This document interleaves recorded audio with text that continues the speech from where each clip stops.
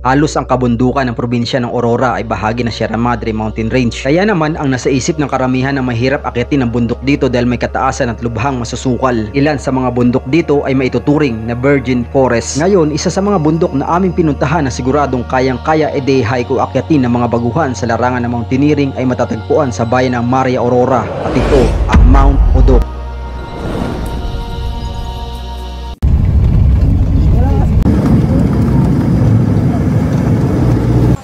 7:56 AM na makarating kami sa jump off dito sa Barangay Basal sa bayan ng Maria Aurora.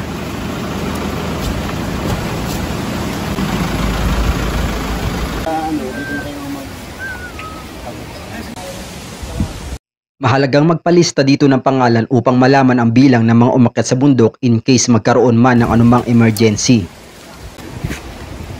Maramdaman Panginoon, Lord, kaya mo sa activity nito ay magdulot sa bago po tayo mag-ascend. Kaya kung gusto nyo po mag-ginelas, tapos doon na lang po tayo mag-iigib bago po tayo mag-ascend lang po. 8:40 AM sinimulan namin ang paglalakad para akyatin ang bundok. Dito sa Barangay Basal, ito yung jump off natin. So, may mga ilang bahay lang dito sa baryo na to. Mga 5 minuto lang mula sa jump off ay mararating na natin ang unang ilog. Dahil ilang metro lang ang layo nito sa mga kabahayan, madalas magpunta dito ang mga taga-baryo para tumambay at maligo sa ilog. Wala na sa Manila nitong gantong bayabas. Dito kami lagi humihinto. Dito nyo na lang ba titikman yan? Ay, naligaw tayo yung mundo ka. Ayun o, puro hinog. Wala kayo.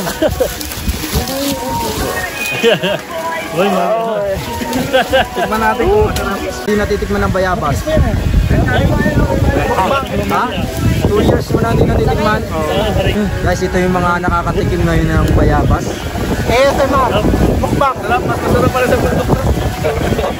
Isa sa mga May pangalawang ilog na naman tayong tatawirin. Pagkagaling natin dun sa unang ilog na tinawid natin, mga halos na sa 500 meters ang layo mula hanggang dito. So mga 20 minutes na paglalakad, mararating na natin yung second river. Dito sa pangalawang ilog na tinawid natin, ito na yung huling ilog na tatawirin natin bago natin ituloy yung pag-akit sa bundok. So dito na rin pwede tayong kumuha ng tubig na ating iinumin.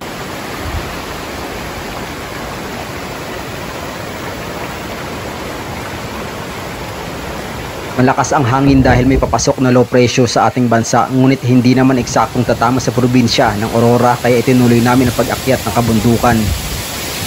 Guys, mula dito sa pangalawang ilog na tinawid natin, hindi pa tayo masyadong nakakalayo dun sa barangay kung saan yung ating jump off. Kaya dito nakikita pa natin yung hose na nagsusupply ng tubig sa mga barangay. Pagkatapos natin matawid yung pangalawang ilog, mga ilang metro lang ang layo mula dun sa mas maluwag na na nilalakaran natin.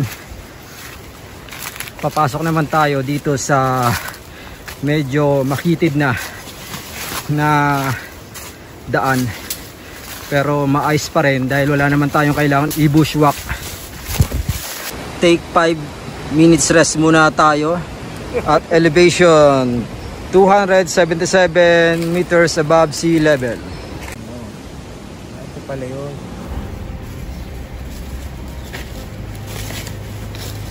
Pungapong pa.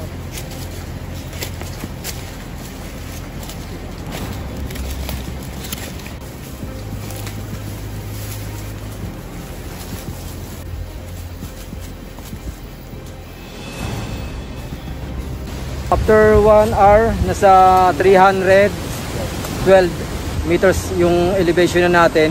So take 5, rest muna tayo dito. Relax lang yung pag-akit namin, hindi kami masyadong nagmamadali. Pero mababala naman tong bundok, nasa 750. So after dun sa second take 5 rest natin, so 2 minutes lang yung ginawa natin pag-ahon. Ano, kamusta Sir Ed? Sa 2 minutes na 2 minutes na pa ako. 2 minutes pa lang yun. Speechless. Kaya ni Sir Ed. Kaya yan.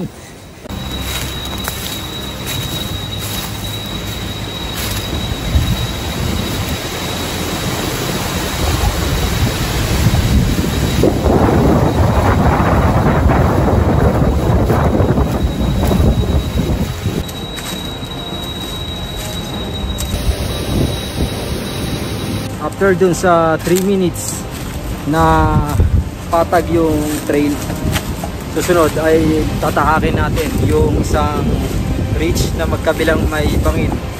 So yung bangin hindi naman masyadong matarik, so may chance pa na makakapit ka once na madulas ka rito.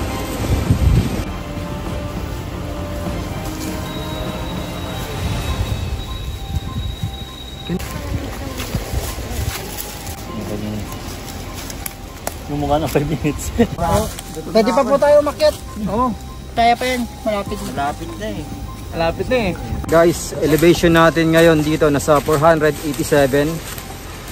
Pagkatapos natin magpahinga ng mahigit sa 5 minuto, pang 7 rest namin dito. So guys, merong tayong mararanasan dito.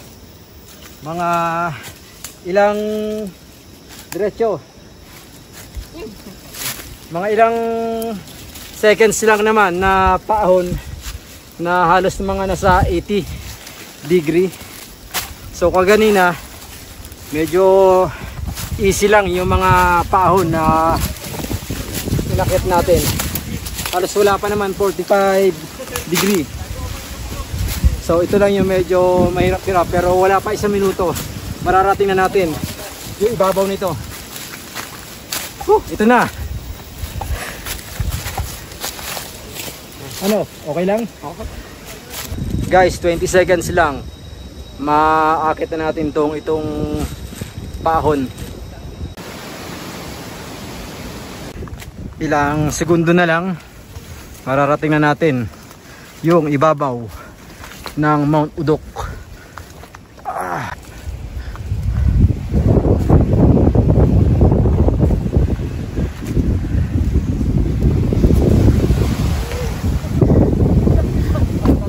Bato pala. Bato. Mga ganda ng tuktok nito ah. Gitna pa lang to. Gitna pa lang? Ano tayo? Kala ko tuktok ko na eh. Joke, joke. Yes.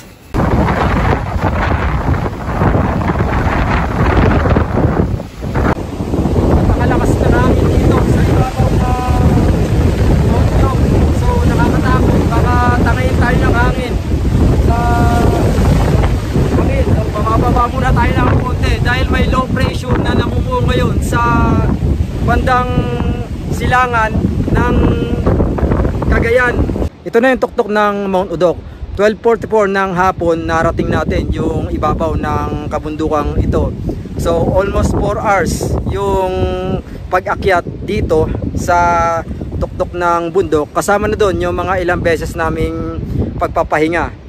Kung makikita nyo yung mga pinagdaanan namin paakyat dito, yung trail halos hindi masukal. Kaya kayang-kaya natin tong akitin ng 2 to 3 hours kung dire-diretso yung pag-akyat dito. So kami mga nakapag-rest kami na mga siguro mga 10 times dahil hindi naman namin minamadali yung pag-akyat dito sa Mount Udok. So pwede ito akitin ng mga beginner at pwede rin i-day hike. Dito sa kinatatayuan ko sa ibabaw ng Mount Udok, dito sa kanan ko makikita natin ang karagatan ng Pacific Ocean, at mula dito matatanaw rin yung bayan ng Kasiguran. Dito sa likod ko yung South, and dito sa harap siyempre yung Norte kung saan papuntang Isabela. Sa bandang kanluran ay higit na mataas sa kabundukan kung saan ang direksyon ay patungong Ilocos Region. Ganda ng clearing natin ngayon, oh. Mabuti na lang kahit masama ang panahon ay napagbigyan kami na makita ang magandang tanawin sa tuktok ng bundok.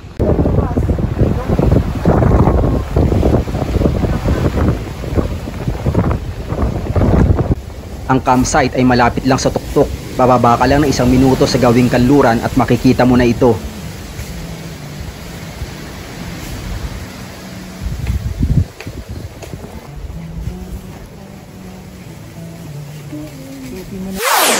Hindi malawak ang area ng campsite dahil masukal ang paligid nito. Tansya ko, nasa 10 to 15 tents lang ang magkakasya rito. Meron namang mga puno sa paligid na pwedeng pagsabitan ng hammock. Kailangan mo lang linisin ang paligid nito. Yam-yam, that's why ano.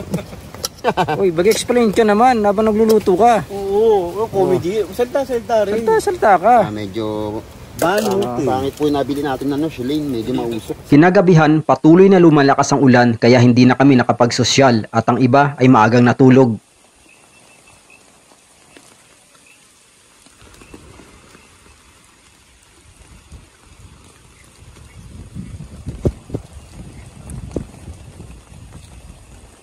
Napakalakas ng hangin dahil may bagyo at sinasabayan pa ng malakas na ulan.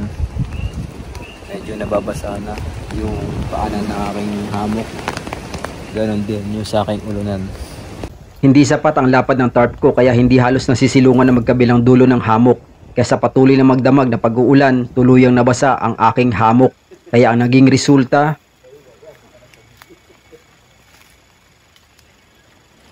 Tapi, ano na? Ano nangyari? guys, wala tayong matulugan. Sa damuhan na lang tayo natulog. Nabasa yung ano natin, yung hammock. Dito na tayo natulog. Ikaw, Paps, kamusta yung overnight swimming mo? Masaya naman. Nakababad sa pool. Nakahanggang leeg niya yung tubig eh. Sobrang lakas ng ulan. Laya, oo, basang-basa yung bag ko. Nakaganyan lang yan para hindi ko mapuntahan. Buti na nga comforter ako eh. Hindi sana basang-basa rin ako. Kay Git, sana all may overnight swimming.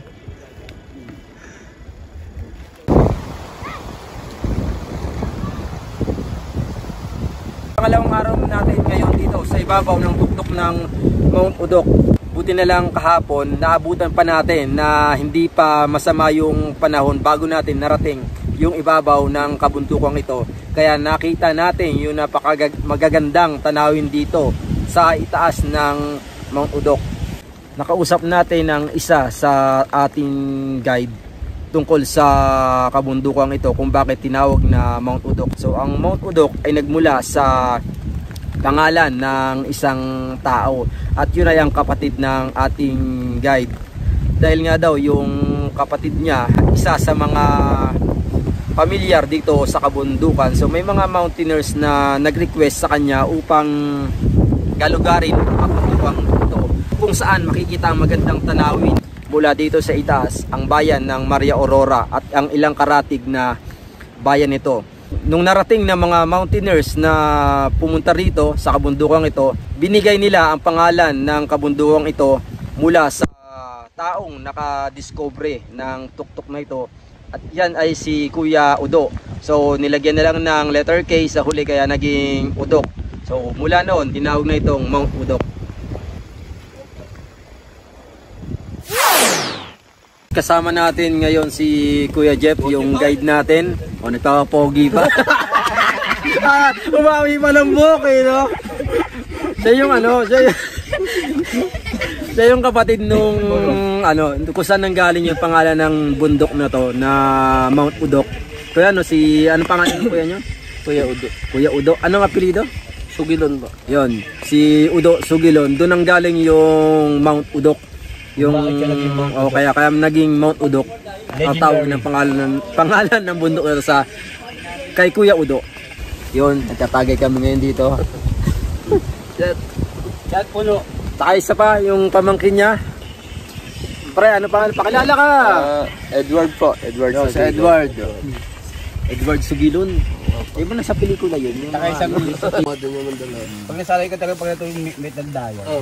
Exactly 11:30 AM. So nag-proceed na, pasya na kami na bumaba ngayon dahil sa hindi magandang kondisyon ng panahon dito sa ibabaw ng Mount Udok. So ang first plan sana namin is to traverse Mount Udok going to Mount Susan Dalaga, going to Gipit Falls ng Barangay Basal. So it will take 5 to 6 hours pababa. So dahil sa ganitong panahon, nakapagpasya na kami na mag-back trail na lang mula rito sa kinatatayuan namin dito sa campsite ng Mount Udok. So nang sa ganun maiwasan namin yung mga stream na dadaanan namin na hindi namin sigurado kung yung tubig is still kalmado or medyo matataas dahil sa hindi nga magandang panahon. Malakas yung hangin plus yung pabugso-bugsong ulan dahil na rin sa bagyo na nandito ngayon. So ngayon nag-prepare kami ng gamit, so ready na rin kami pababa. Hinihintay na lang namin yung ibang mga kasamahan namin. So kita-kits lang tayo pababa.